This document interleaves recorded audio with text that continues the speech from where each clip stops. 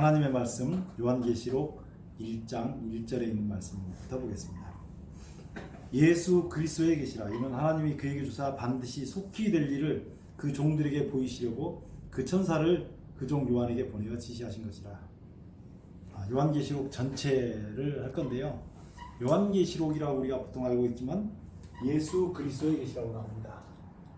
예수 그리스도에 계시라고 나옵니다. 예수 그리스도의 계시인데요.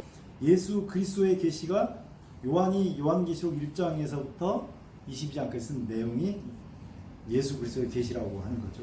하나님이 그에게 주사 반드시 속히 될 일을, 이게 지금 무슨 내용이냐면 속히 될 일이 있다고, 될 일이라고 얘기하는 거예요. 같은 이야기를 계속 바꿔서 얘기하는 것입니다. 그 종들에게 보이시려고 그 천사를 그 종 요한에게 보내어 지시하신 것이라. 요한은 하나님의 말씀과 예수 그리스도의 증거, 요한이 뭘 봤냐면 하나님의 말씀과 예수 그리스도의 증거를 본 거죠. 이것이 요한이 본 예수 그리스도에 계십니다. 성경을 읽을 때 이렇게 읽어 나가면 하나의 문제도 생길 것이 없어요. 하나님의 말씀과 예수 그리스도의 증거가 뭐냐? 자기가 본 것이에요. 그리고 예수 그리스도를 본 거죠. 그다음에 다 증거하였느니라. 이 예언의 말씀을 이렇게 나왔어요. 여기 이걸 또 다시 뭐라 그래요? 예언의 말씀이라고 얘기를 했어요.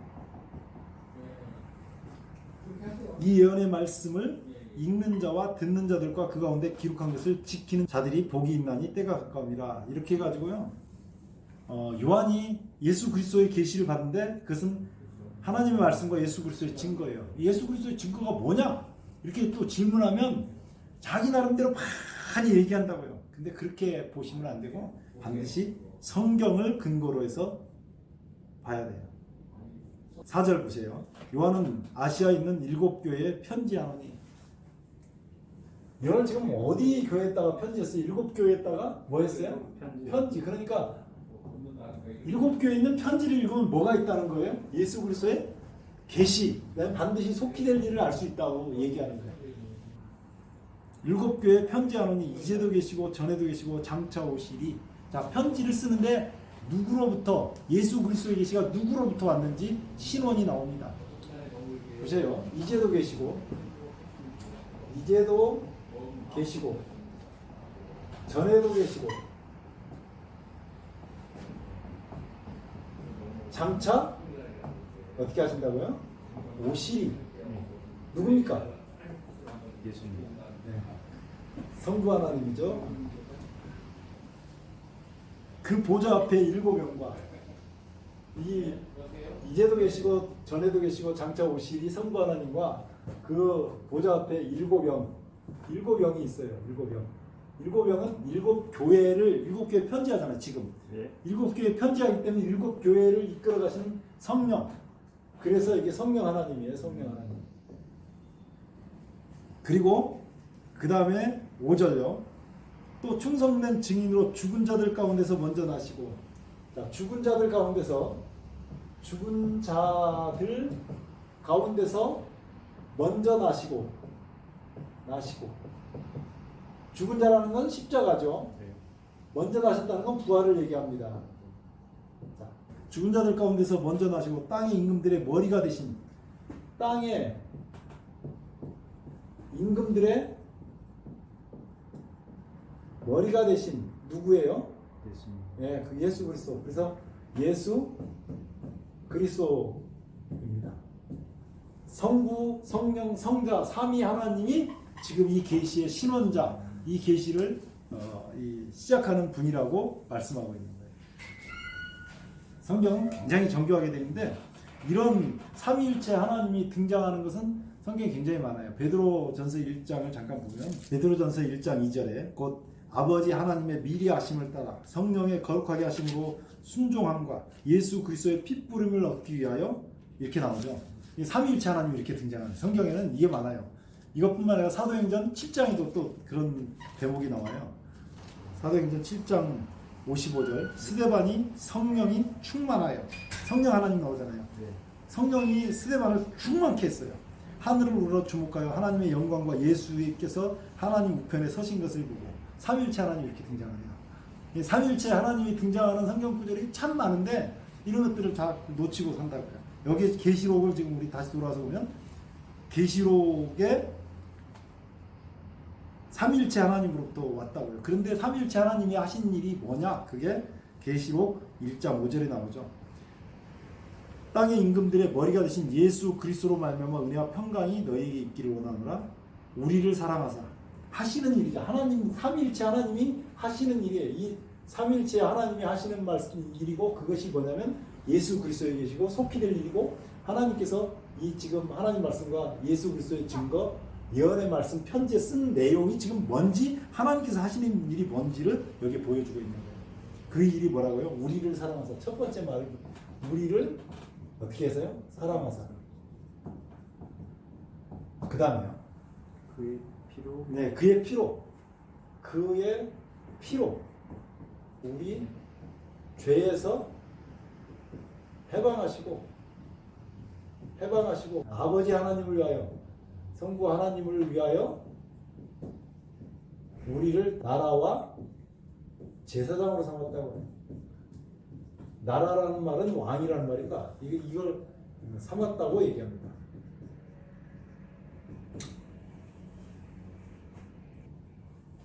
예수 그리스도에 계시고 속히 될 일이고 하나님 말씀이고 예수 그리스도의 증거고 하나님 말씀 편지고 그 내용이 뭐냐? 이 얘기라는 거예요. 그 7교회 편지였는데 7교회에서 그 지금 여기 보면 첫 번째 교회가 에베소, 서머나, 버가모, 두아디라, 사데, 빌라델비아, 라고디게아 7교회가 있는데 7교회에서 무슨 일을 하고 있다고요? 우리를 사랑해서 우리 죄에서 우리를 해방하시고 그 아버지 하나님께서 우리를 나라와 제사장으로 삼았다. 요 얘기가 7교회에서 이루어지고 있다고 얘기하는 거예요. 그러면 그 7교회는 매 교회마다 뭐 하라고 하냐면 회개하라고 그러거든요. 7교회에서 있는 모든 성도들이 이렇게 예수님의 피로 죄에서 해방돼가지고 왕과 제사장이 되는 비결은 회개하는 데 있다라고 지금 얘기하고 있는 거예요. 그래서 7교회 이야기가 나옵니다.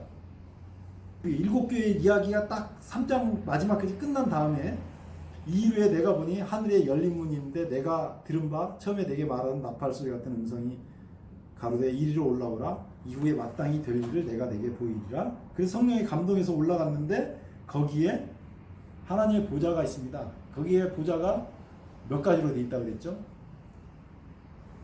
3가지로 돼 있다고 그랬어요. 예. 3절에 보면 벽옥. 벽옥과 홍보석과 같고 무지개가 있어 보좌에 둘렸는데 그 모양이 녹보석 같더라. 그래서 벽옥, 아버지 하나님, 홍보석, 예수님, 녹보석, 성령 하나님 이렇게 해서 삼위일체 하나님의 보좌가 있는 거예요. 아무튼 기가 막히게 성경은 기록되어 있다고 하는 것을 알 수가 있어요. 그럼 무지개가 있다고 하는 뜻은 뭐냐면 홍수가 내린 다음에 다시는 물로 사람을 어떻게 하지 않겠다? 멸망시키지 않겠다. 하나님께서 결심하거든요. 그래서 어떻게든지 사람을 구원하려고 십자가에 죽으셔가지고 우리를 구원하신 그 구원의 보증이 무지개로 있는 거예요. 그럼에도 불구하고 그 크신 사랑을 저버리고 마귀를 따라가는 것은 영영이 타는 불에 넣는다고 얘기하는 거예요.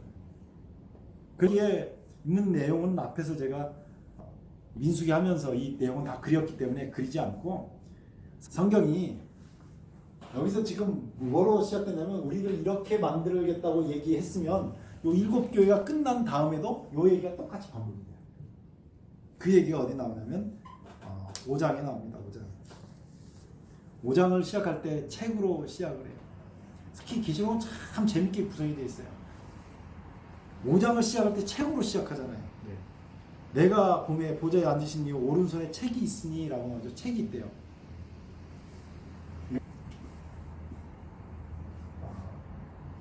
보좌에 앉으신 이유 오른손에 책이 있다고 그랬어요. 책. 이 책이 무슨 책인지 참 궁금하죠. 사람들이 많이 고민을 합니다. 그래갖고 뭐 자기들만 갖고 있는 뭐 특별한 책, 자기들만 받은 계시 이렇게 얘기를 많이 하거든요. 하나님께서 책을 갖고 있대요. 요거는요 신명기를 한번 가서 봐야 돼요. 33장을 한번 보고 36장 들어볼까요? 33장 2절 일렀으되 여호와께서 시내에서 오시고 세일산에서 일어나시고 바란산에서 비치시고 1만 성도 가운데서 강림하셨고 그 오른손에는 불같은 뭐가 있도다. 율법. 아, 율법. 그러니까 무슨 뭐가 있어요? 오른손에 있는 책이 뭐예요? 무슨 책? 율법. 아, 예, 율법책이에요, 율법책.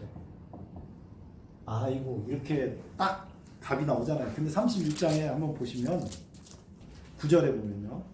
모세가 율법을 써서 여호와의 그 언약궤를 매는 레위 자손 제사장들과 이스라엘 모든 장로에게 주고 이렇게 나오죠. 신명기 31장 24절. 모세가 이 율법의 말씀을 다 책에 써서 마침에 여호와의 언약궤를 매는 레위 사람에게 명하여 가로되 이 율법책을 가져다가 너희 하나님의 언약궤 곁에 두어. 언약궤 어느 쪽에 두냐? 오른쪽에 놨거든요. 오른쪽 곁에 두어 너희에게 증거가 되라. 율법책인데 여기는 지금 지상에 있는 성소는 하늘 성소의 모형으로 만든 거니까 하나님 보좌에 앉아 계신 하나님께서 오른손에 책을 갖고 계신 것은 율법책을 갖고 있는데 불같은 율법책을 갖고 계신다고 그러잖아요. 여기까지만 해버리면 사람들이 야 율법 그 율법 잘 지켜야 된다고 생각하고 고민을 참 많이 한다고요. 여호수아서 1장 한번 봐보세요. 성경은 다 같은 내용을 얘기하고 있는데 신명기 바로 다음에 여호수아 1장 5절에 하나님께서 이렇게 얘기합니다. 너의 평생에 너를 능히 당할 자가 없으니 내가 모세와 함께 있던 것 같이 너와 함께 있을 것입니다. 내가 너를 떠나지 아니하며 버리지 아니하리니 마음을 강하게 하라 담대히 하라.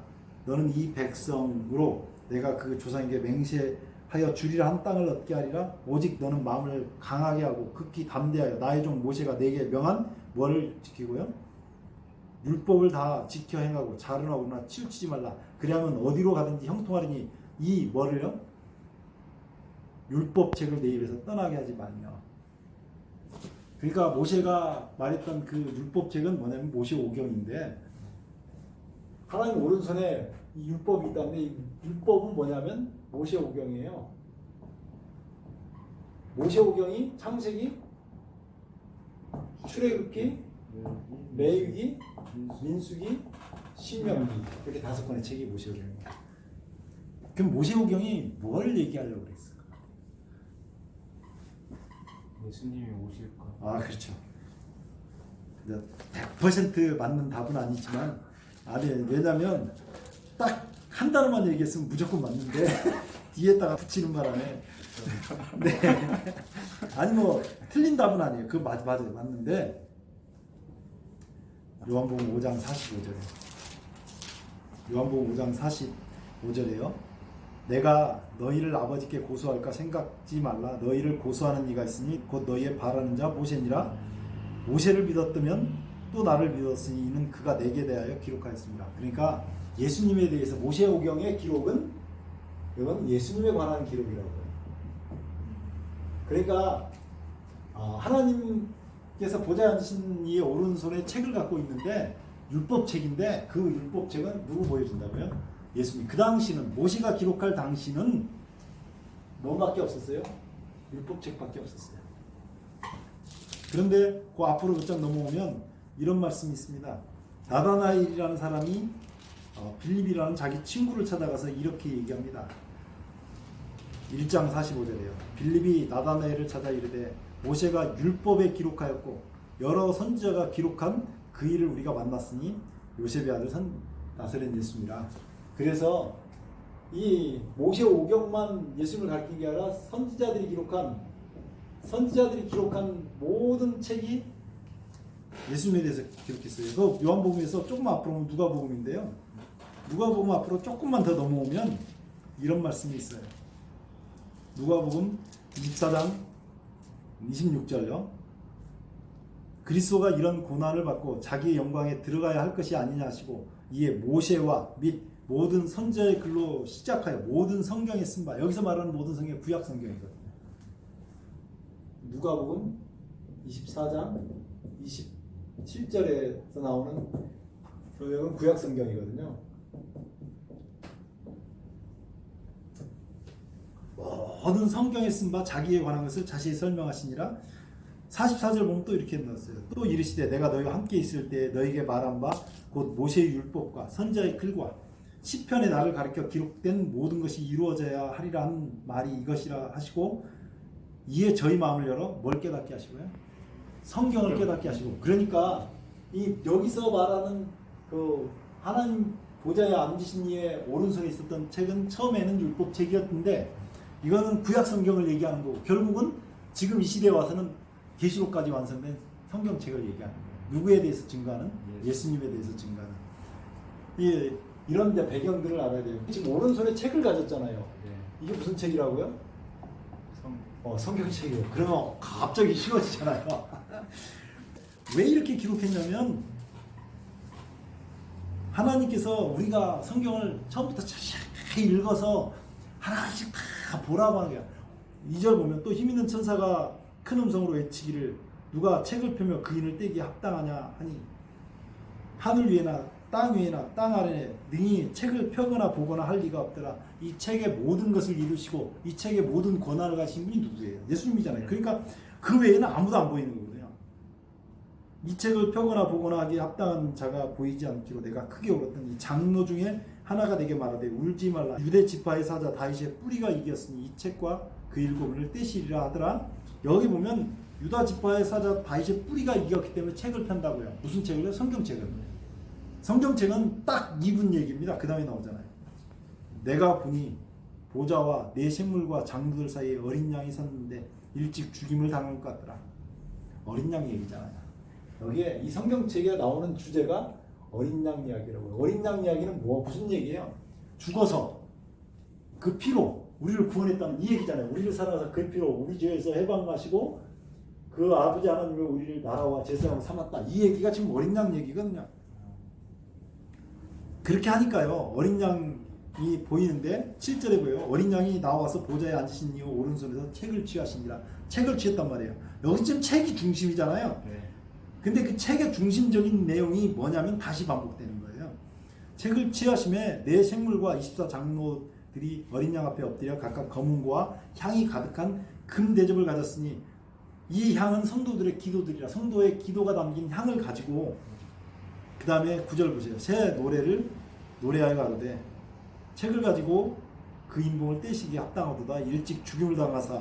죽임을 당했죠. 네. 각 족속과 방언과 백성과 나라 가운데서 사람들을 뭐로 사서? 피로 사서 하나님께 드리고 저희로 우리 하나님 앞에서 나라와 제사장을 삼으셨으니 저희가 땅에서 왕 노릇하리로다. 딱 그 얘기가 다시 반복되잖아요. 이 얘기가 똑같은 얘기가 계시록 5장 8절 9절 10절에 반복되잖아요. 네. 일찍 죽임을 당하다 이렇게 나왔죠. 8절에 9절인가요? 9절. 계시록 5장 9절에 일찍 죽임을 당해가지고 당하사 멀어요. 당하사 각 족속과 네. 족속과 방언과 백성과 나라 가운데서 나라 여기 어디에 세상에 사는 사람들 가운데서 나라 가운데서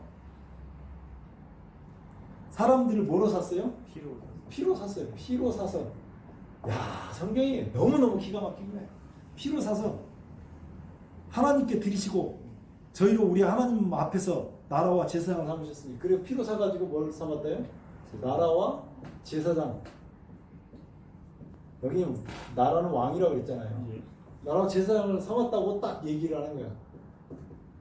그러니까 시작과 끝이 정확하죠. 시작할 때 7교회를 교회 편지하면서 예수 그리스도의 계시라 해서 쭉 우리가 적은 거 봤잖아요. 그 계시가 편지에 있는데 예언의 말씀이고 예수 그리스도의 증거인데 피로 사가지고 왕과 제사장을 삼았는데 죽임을 당해갖고 그 예수님의 피로 그 얘기가 1장 5절 6절에 나오는데 여기에 다시 계시록 5장 8절 9절 10절에 똑같은 얘기가 반복되고 있는 거예요. 자, 성경이 너무너무 기가 막히게 되어 있어요. 그런데 여기에 지금 무슨 얘기가 시작되고 있는 거예요? 책 얘기가 되잖아요. 그러면 이 이야기가 6장에서 지금 책을 들었고 그 책에 대한 인을 떼는 거잖아요. 그럼 그 책에 대한 이야기가 지금 이 안에 그 6장에서부터 5장에서 지금 책 얘기가 나왔으면 그 책 얘기가 6장, 7장, 8장, 9장, 10장 계속 책 얘기가 나오는 거예요. 그 책 얘기를 직접 볼 수 있는 게 계시록 10장이에요. 예. 책 얘기가 나오죠. 예. 자, 여기서는 성경 전체, 지금 오른손에 갖고 있는 성경책 전체를 갖고 있다고 그랬는데 10장에 보면, 계시록 10장에 보면 이렇게 나옵니다. 내가 또 보니 힘센 다른 천사가 구름을 입고 하늘에서 내려오는데 그 머리에는 무지개가 있고 그 얼굴은 해가 있고 그 발은 불기둥 같으며 그 손에 펴놓인 작은 책을 들고 이렇게 나오잖아요. 작은 책이 있어요. 작은 책은 무슨 책의 일부분일 것 같아요? 작은 책은 성경책의 한 권. 이게 무슨 말씀인지 아시겠죠? 해석할 것이 없는 거예요, 이게 전혀. 성경책의 한 권. 그런데 뭐라고 그래요? 9절에 내가 천사에게 나아가 작은 책을 달라 한즉 천사가 갖다 먹어버리라. 내 배에는 쓰나 입에는 꿀같이 달리라. 내가 천사 손에서 작은 책을 갖다 먹어버리니. 작은 책을 먹었어요. 입에는 달고 배에는 쓰다, 이렇게 이제 배우잖아요. 예. 그게 왜 그랬는가 한번 보면 알아요. 왜 그랬는가.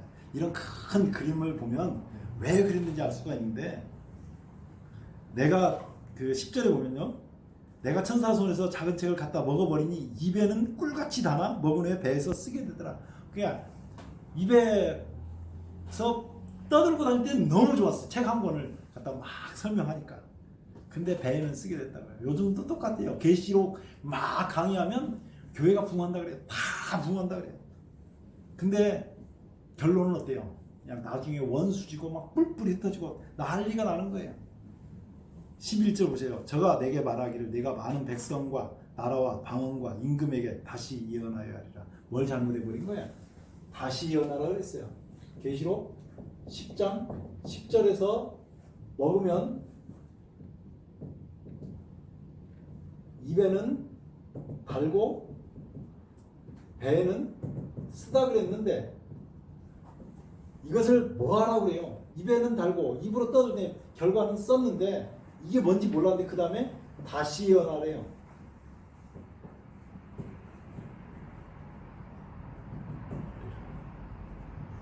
다시 예언하라는 건 뭐 예언을 잘했다는 거 못했다. 잘못했으니까 다시 하라네. 다시 예언하라고. 그러면 보세요. 성경책은 지금 누구를 가리키는 책이에요? 네, 예수님 어린 양에 대해서 가리키는 거예요. 그 내용이 뭐라고요? 죽임을 당해가지고 족속과 나라 백성 가운데서 피로 사서 나라와 왕과 제사장으로 삼는 이야기를 지금 계속 얘기를 해줘야 되는데 그 얘기를 안 하고 엉뚱한 일, 입에는 달고 배에는 쓴 계시록의 말씨의 징조 같은 것들 막 하게 된 거예요. 그러니까 책 중에 한 권만 뽑아다 가면 안 되고 창세기부터 계시록까지 전부 누구 얘기해야 되는데 예수님 얘기하는데 엉뚱한 얘기를 해버린 거예요. 물론 제가 여기서 그 일곱 인과 일곱 나팔 얘기를 했어요. 일곱 인은 인에 있었던 그 기도가 올라가서 유황불을 담아가지고 불을 쏟으니까 그게 일곱 나팔로. 그래서 시대마다 에베소 교회에서 일곱 인에 속한 사람들이 기도가 올라가서 유황불을 담아가지고 쏟으면 일곱 나팔로 에베소 교회에서 심판이 이루어졌었고, 이렇게 이제 시대마다 하나님께서 계속 이끌어 오신 것이 있는데 이렇게 계속 내려오면서 책 한 권만 선전하지 말라고 하는 거죠. 창세기부터 계시록까지는 다 예수님 얘기인데 어린 양 얘기고 이 죽음을 당한 이 얘기를 하라고 하는 건데, 그래서 책 얘기가 나오는 거예요. 5장부터 어디까지 책 얘기가 나왔어요? 10장까지 나왔잖아요. 다시 예언하라 그러면 그 책에 있는 내용을 다시 하니까 이제 한 권만 하지 말고 작은 책만 하지 말고 성경 전체는 이 책에 대해서 예언하라 그러잖아요. 이렇게 받아야 돼요. 그럼 11장도 무슨 얘기일 것 같아요? 성경 얘기가 되잖아요. 네. 11장 1절 봐보세요. 또 내게 지팡이 같은 갈대를 주며 말하기를 일어나서 하나님 성전과 제단과 그 안에서 경배하던 자들을 청량하되 나올 때 지팡이 같은 갈대를 줬다 그랬죠. 네. 이 지팡이 같은 갈대가 성경책입니다. 네, 그러니까 성경책 얘기가 계시록 굉장히 많아요. 다시 예언하라고 그래가지고 뭘 하나 줬어요. 그럼 뭐 줬겠어요? 다시 예언하라고 주면 성경책 줘야죠. 성경책. 뭐 너무나 쉬운 거예요. 다른 글자로 기록돼 있다고 그래서 그 다른 게 아니에요. 그런데 거기 보세요. 기가 막히다니까요.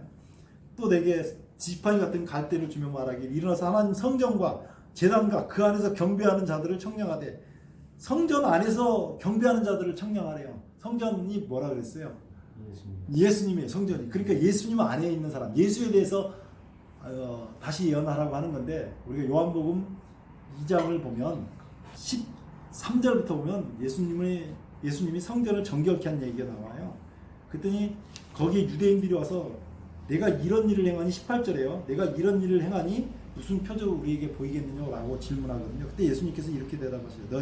너희가 이 성전을 헐라 내가 사흘 동안에 일으키리라. 성전을 유대인들이 40년 동안 지었는데 무슨 3일 만에 일으키느냐라고 얘기했는데 21절 보면 그러나 예수는 성전된 자기 육체를 가리켜 말하는 것이다. 예수님 안에 있다는 개념을 딱 잡으시기 바랍니다. 예수는 성전된 자기 육체. 그러니까 여기서 말하는 성전은 예수님이죠.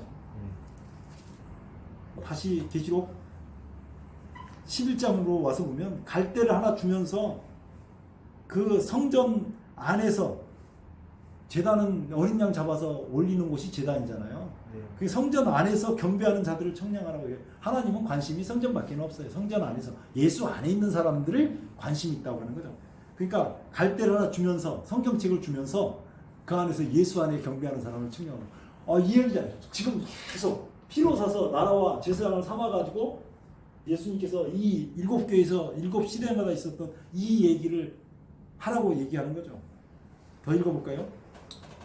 계시록 11장 2절 성전 방마당은 청량하지 말고 그냥 두라. 관심이 없다니까요. 그 다음에 3절 보세요. 내가 나의 두 증인에게 권세를 주리니 여기 두 증인이 나오죠. 그러니까 뭐 자기가 두 증인 중에 하나라 그러는데 자, 앞에서 지금 지팡이 같은 갈대는 성경책이라고 그랬잖아요. 그럼 두 증인이 나오는데 두 증인은 뭘까요? 역시 뭐예요? 예수님에 대해서 증거하는 두 증인은 뭐예요? 성경의 구약과 신약. 네, 신약. 옛날에 이것이 뭔지 이렇게 증명을 했는데 오늘은 증명 안 하고 넘어갑니다. 그래서 두 증인에게 권세를 주리니 저희가 굵은 베옷을 입고 1260일을 예언하리라. 이는 이 땅에 주 앞에 섰는 두 감람나무와 두 촛대니 두 감람나무와 이 두 증인을 뭐라고 했어요? 두 감람나무와 그 다음에 또 뭐라고 그랬어요? 두 촛대니 이게 다 뭐라고요? 이게 다 뭐라고? 성경책 얘기라는 거예요. 5절 보세요. 만일 누구든지 저희를 해하고자 한즉 저희 입에서 불이 나서 그 원수를 소멸할지니 하나님 말씀을 대항하는 사람은 하나님 말씀으로 위해서 심판을 받습니다. 틀림없이 그렇게 나와요. 누군지 해하려 하면 반드시 이와 같이 죽임을 당하리라. 하나님 말씀에 대항했던 모든 사람들이 다 망했습니다. 아니면 하나님 앞에 굴복해서 하나님 백성이 되든지 둘 중에 하나예요. 저희가 권세를 가지고 하늘을 닫아 그 예언하는 동안 비를 보지 못하게 하고 이 성경에 누가 다 했죠 이 일을. 권세를 가지고 하늘을 닫아 그 예언하는 날 동안 비 오지 못하게 했던 선지자가 엘리야가 있었어요. 그러니까 이게 다 성경에 나오는 내용이잖아요. 또 권세를 가지고 물이 변하여 뭐 하라고요? 피 되게 하고 이거 누가 했어요? 모세가 했죠. 아무 때든지 원하는 대로 여러 가지 재앙으로 땅을 치리로다. 성경책에 나오는 내용이 다 이 성경 말씀이라니까요. 너무너무 재밌어요. 그런데 저희가 그 증거를 맞을 때 무정에로부터 올라온 짐승이 저희로 더불어 전쟁을 일으켜 저희를 이기고 저희를 죽일 터이니 인류 역사상 성경책을 보지 못했던 유일한 시기가 프랑스 혁명 당시에 있었습니다. 3년 반 동안 성경책을 보지 못했어요. 그 얘기가 여기 기록되어 있는 것입니다. 3일 반 후에 3년 반이 지난 다음에 하나님께부터 생기가 저희 속에 들어가며 저희가 두 발로 일어서니 구경하는 자들이 크게 두려워하더라. 그래서 3년 반 뒤에 프랑스 의회가 다시 성경책을 볼 수 있도록 결의를 났어요. 참 기가 막힌 거죠. 그 프랑스에서 일어났던 프랑스 혁명이 나쁘다는 건 아니에요. 프랑스 혁명 후에 프랑스 혁명을 이어서 일어난 게 공산주의예요. 14절 보죠. 14절. 둘째 화가 지나갔으니 보라 셋째 화가 급속히 이르로다. 여섯 번째 나팔 뗄 때까지인데 이제 일곱 번째 나팔을 떼는 거예요. 15절. 일곱째 천사가 나팔을 불매 하늘에서 큰 음성이 나서 그러되 세상 나라가 우리 주와 그리스도의 나라가 되어 그가 셋에 들어오고 악노릇 하리로다. 이제 세상 나라가 예수님께서 왜 왕이고 제사장이고 예수님 왕이시고 대제사장이잖아요. 여기다 써야 되는데 예수님은 어린 양이시기도 하지만 대제사장이기도 하고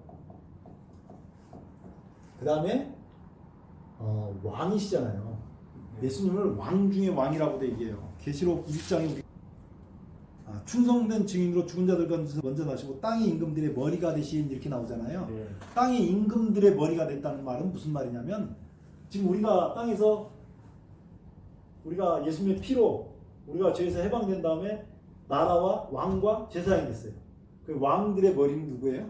예수님이에요. 그래서 왕의 머리가 되신 거고 그 대제사장은 우리는 제사장 삼으려고 했으니까 대제사장이에요. 우리를 예수님이 가지신 직분을 다 주신 거죠. 그래 그게 언제 이루냐면 일곱째 천사가 나팔을 불면 그 일을 이루겠다라고 얘기하는 거예요. 11장 18절까지는 책하고 관계된 얘기였어요. 계시록 5장에서 나오는 11장 19절부터는 새로운 단락이 시작됩니다. 계시록 11장 19절 이렇게 나와요. 또 하늘에 있는 하나님의 성전이 열리니 성전 안에 하나님의 언약궤가 보이고 성전 안에 하나님의 뭐가 보여요? 언약궤가 보이고 거기에 뭐가 있어요? 번개하고 음성 그 다음에 뇌성과 지진과 우박 음성 뇌성 지진 우박 큰 우박 큰 우박이 있죠. 예. 자 이렇게 여기서 또 새로운 단락이 11장 19절부터 시작되는 거예요.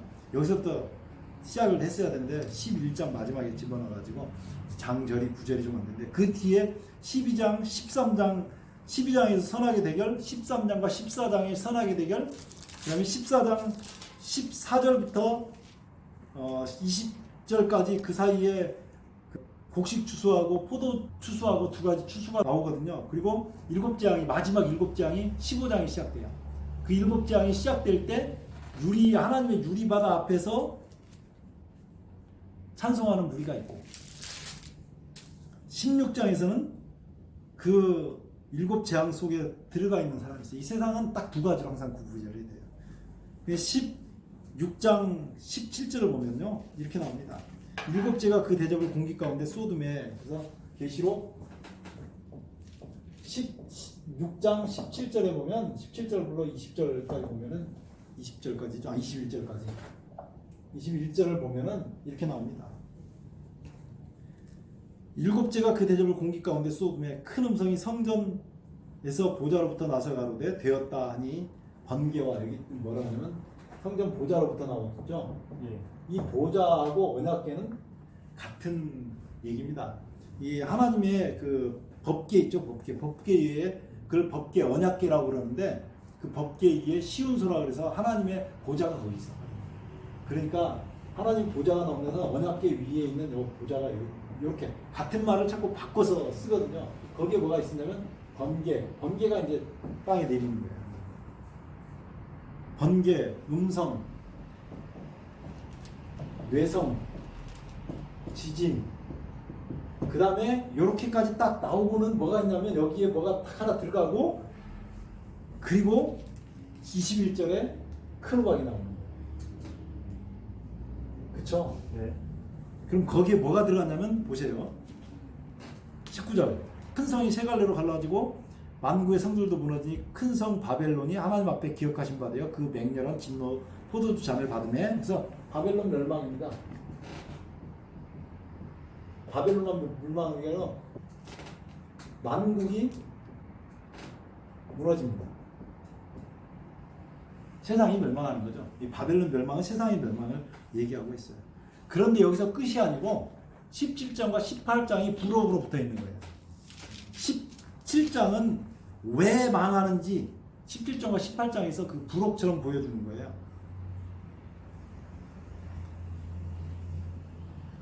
17장 4절 보시면 여자가 하나 나와요. 근데 그게 3절에 보면 곧 성령으로 나를 데리고 광야로 가니라 내가 보니 여자가 붉은빛 짐승을 탔는데 그 짐승의 몸에 참남된 이름들이 가득하고 7머리와 10뿔이 있으며 요거는 계시록 13장 1절에 나오던 짐승인데요.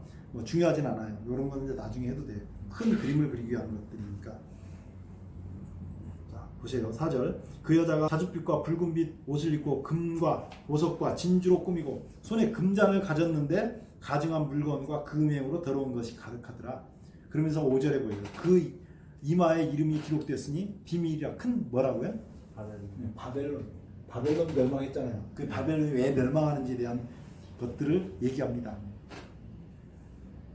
6절 보면 또 내가 보매 이 여자가 성도들의 피와 예수의 증인의 피에 취한지라. 그러니까 성도들의 피와 예수의 증인 피에 취했다고요. 이 여자가 하나님 백성을 핍박하는 존재라고. 이 여자의 존재를 알면 쉽겠죠. 네. 18절에 보면 또 내가 본 바 여자는 땅의 임금들을 다스리는 큰 성이라 하더라. 큰 성이 이 세상 임금들을 다스린다고요. 땅의 임금들, 예수 그리스도 안에서 왕과 제사장 된 사람 말고 세상에 실제로 권력을 잡은 임금들을 다스리는 큰 성이라고요. 지금 임금들을 다스리는 큰 성이 있습니까? 거기가 바벨론이다. 그러니까 그건 성경에 나오는 거예요. 거기가 바벨론이라고 다 나오는 거예요. 18장도 역시 바벨론 얘기인지 보시라고요. 18장도 바벨론 얘기라는 게 어디 나오냐면 10절 그 고난을 무서워하며 멀리 서서 가로되 화이또다 화이또다 큰 성 견고한 성 바벨론이여 일시간에 내 심판이 이르렀다 하니라. 14절 바벨론아 내 영혼 내 탐하던 과실이 내게서 떠났으며 이렇게 나오잖아요. 네. 15절 바벨론을 인하여 치부한 이 상품의 상고들이 그 고난을 무서워하며 멀리 서서 울고 애통하며.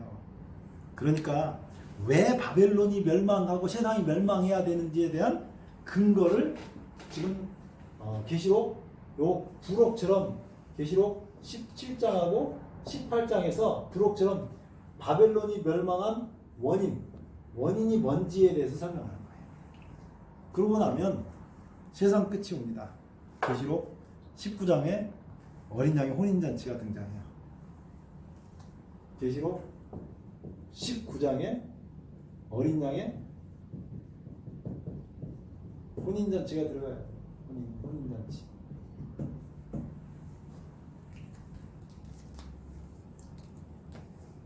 (19장 1절) 이후에 내가 들으니 하늘에 허다한 무리의 큰 음성 같은 것이 있어 가로되 할렐루야 구원과 영광과 능력이 우리 하나님께 있도다.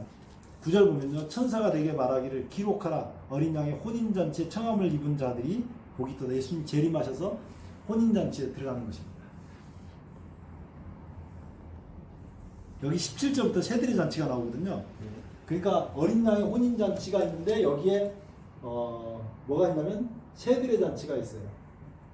새들의 잔치는 멸망당할 사람들, 하나님의 심판당할 사람들, 새들의 잔치가 나옵니다. 기가 막히게 성경은 두 가지로 계속 나오고 중간에 어정쩡한 지역은 없다고 얘기합니다. 그것은 영원히 불가능해요. 어린 양의 혼인잔치에 들어가든 아니면 새들의 잔치에 들어가든. 그리고 20절에는 그 죄의 원흉을 끝내기 위해서 이렇게 잡습니다. 또 내가 보매 천사가 무정의 큰 열쇠를 그 손에서 가지고 하늘에서 내려와서 용을 잡으니 곧 옛뱀이요 마귀요 사단이라 잡아 6,000년 동안 결박하여. 6,000년 동안 잡아서 결박하잖아요. 용을 잡았어요. 이 용이 어디서 등장하냐면 창세기 3장에 등장해요. 창세기 3장 보세요. 저를 봐보세요. 창세기 1장, 2장, 3장, 계시록 22장, 21장, 그 다음에 20장에서 용을 잡잖아요. 창세기 3장에서 이게 앞에서부터 세 번째 책에 용이 사단이 등장하는데 뒤에서부터 세 번째 장에 이 용을 잡아갖고 이제 죄를 시작된 이야기를 한다면 죄를 끝내는 얘기가 뒤에서부터 세 번째 책에 딱 있어요. 성경이 어떤 과학책도 이렇게 구성될 수가 없어요. 너무너무 정확하게 구성되어 있어요. 용을 잡으니 옛 뱀이요 마귀요 사단이라. 그래서 이 사단을 어떻게 하냐? 12절 보면요. 12절 요한계시록 20장 12절 또 내가 보니 죽은 자들이 물론 대소하고 그 보좌 앞에 섰는데 책들이 펴 있고 또 다른 책이 펴졌으니 곧 생명책이라 죽은 자들이 자기 행위에 따라 책들에 기록된 대로 심판을 받으니. 하나님 앞에 가면 사실 심판을 받아요. 어떻게 받냐면 이제 하나님 보좌 앞에 나가서 심판을 받는 사람들은 딱 한 가지입니다.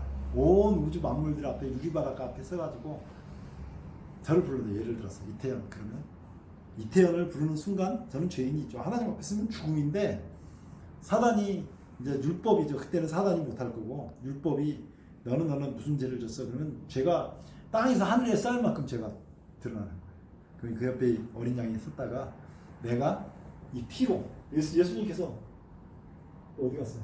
피로 내가 피로 샀습니다. 그러면서 제가 회개한 것을 보여주는 거예요. 제가 이게 다음번에 민수기 설교가 회개인데 회개한 것을 보여줘요.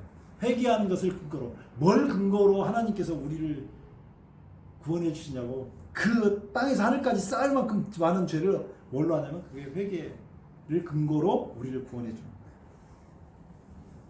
그래가지고 보세요. 바다가 그 가운데 죽은 자들을 내어주고 또 사망과 엄무도 그 가운데 죽은 자들을 내어주며 각 사람이 자기 행위대로 심판을 받고 각 사람이 자기 행위대로 심판을 받는데 예수 피가 없는 사람은 자기가 한 것 땅에서 하늘까지 쌓은 모든 죄에 대한 심판받아요. 예수의 피가 있는 사람은 심판받지 않고 왜 누가 받았습니까? 심판을 예수님 받았습니다. 그 얘기하는 겁니다. 사망과 음부도 불못에 던지우니 이것은 둘째 사망 곧 불못이라 누구든지 생명책에 기록되지 못한 자는 불못에 던지우리라. 무지개까지 언약해서 사람을 완전히 구원하겠다고 한 그 언약을 거절한 사람은 20장 10절에도 나오네요. 또 저희를 미혹하는 마귀가 불과 유황못에 던지우니 거기서 그 짐승과 거짓 선지자를 두서 세세토록 밤낮 괴로움을 받으리라. 19장 20절에도 나오죠. 짐승이 잡히고 그 앞에 이적을 행하던 거짓 선도 함께 잡혔으니 이는 짐승의 표를 받고 그 우상에 경배하던 자들을 이적으로 미혹하던 자라. 이 둘이 산치로 유황 불붙는 못에 던지고 이렇게 나오잖아요. 저희를 미혹하는 마귀가 불과 유황 못에 던지니 지옥에 가면은 마귀가 거기를 관장하는 거 아니에요. 마귀도 불타야 돼요. 마귀도 불타서 거기에 어떻게 해요? 세세토록 밤낮 괴로움을 받는다고 그러잖아요. 짐승과 거짓 선지자도 거기 있어요. 거기 안 가도 되는 사람이 가는 거는 누구 예수의 피를 내 것으로 안 삼아서. 그리고 나면 새하늘과 새 땅 거기 가서 창세기 1장 2장은 죄가 없었잖아요. 그 새하늘과 새 땅 창세기 계시록 21장 22장도 죄가 없는 세상에서 예수님하고 함께 영원히 산다고 하는 얘기가 여기 있는 거예요. 계시록은 이렇게 돼 있어요. 전체적인 내용이 다 무슨 내용이에요? 예수님 얘기잖아요. 계시록 결론이죠. 계시록 결론. 계시록 22장 16절 이 결론이라고 보면 이렇게 보면 돼요. 나 예수는 교회들을 위하여 내 사자를 보내어 이것들을 너에게 증거하였노라. 나는 예수님이 증거했다고 해요. 예수님께서 아까 지금 말씀하신 것은 우리를 나라와 제사장으로 그 피로 우리 죄에서 해방해가지고 나는 다윗의 뿌리요 자손이 광명한 새벽불이라. 우리의 광명한 새벽불은 예수님밖에 없습니다. 누가 자기가 그렇게 한다고 하는 것은 말도 안 되고요. 17절 성령과 신부가 말씀하시기를 오라 하시는도다. 듣는 자도 오라 할 것이요 목마른 자도 올 것이요 또 원하는 자는 값없이 생명수를 받으라. 다 하나님께서 해놓으셨으니까요. 하나님께서 삼위일체 하나님께서 다 해놓으셨으니까. 18절 내가 이 책의 예언의 말씀을 듣는 각인에게 증가하니 만일 누구든지 이것들 외에 더하면 하나님이 이 책에 기록된 재앙들을 그에게 더하실 것이다. 만일 누구든지 이 책의 예언의 말씀에서 제하여버리면 하나님이 이 책에 기록된 생명나무와 및 거룩한 성의 참여함을 제하여버리시라. 엄중한 경고죠. 이것들을 증거하신 이가 알았어요. 내가 진실로 속히 오리라 하시거늘 아멘 주 예수여 오시옵소서. 이렇게 시작되는 거예요. 자 보세요. 21절 기가 막히게 됩니다. 주 예수의 은혜가 모든 자에게 있을지어다. 이것을 읽으면 마태복음 1장 1절이 생각이 나야 돼요. 마태복음 1장 1절에 어떻게 시작해요? 아브라함과 다윗이 져선 예수 그리스도의 세계니라 이렇게 시작하잖아요. 이거 끝날 때는 어떻게 끝났어요? 주 예수. 그러니까 예수로 시작해서 신약복음 예수로 끝나는 거잖아요. 이런 내용 복잡해서 몰라도 돼. 누구만 믿으면? 예수만 믿으면. 우리를 사랑해서 그의 피로, 예수님의 피로 우리 죄에서 우리를 해방하시고 우리를 왕과 제사장으로 삼았다는 것만 알면 그걸 믿고 예수님의 피를 의지해 살면 승리하고 천국에 가는 데는 부족함이 없습니다. 그렇게 되시기를 축원합니다. 기도하겠습니다. 아버지 하나님 오늘 계시록 전체에 대한 내용을 공부했습니다. 주님 우리와 함께 하셔서 이것들을 깨닫게 하시며 우리를 위해서 십자가에 피 흘리신 그 예수님의 피가 내 것이 되도록 은혜를 베풀어 주시옵소서. 우리가 부족하지만 언제나 주님의 사람으로 살기를 원합니다. 도와주시고 강건케 하시며 여기에 머리 숙인 주님의 사랑하는 자녀에게 함께 하셔서 특별히 건강을 회복하여 주의 일을 할 수 있도록 은혜 베풀어 주시옵소서. 예수님 이름으로 감사하며 간절히 기도드리옵나이다. 아멘.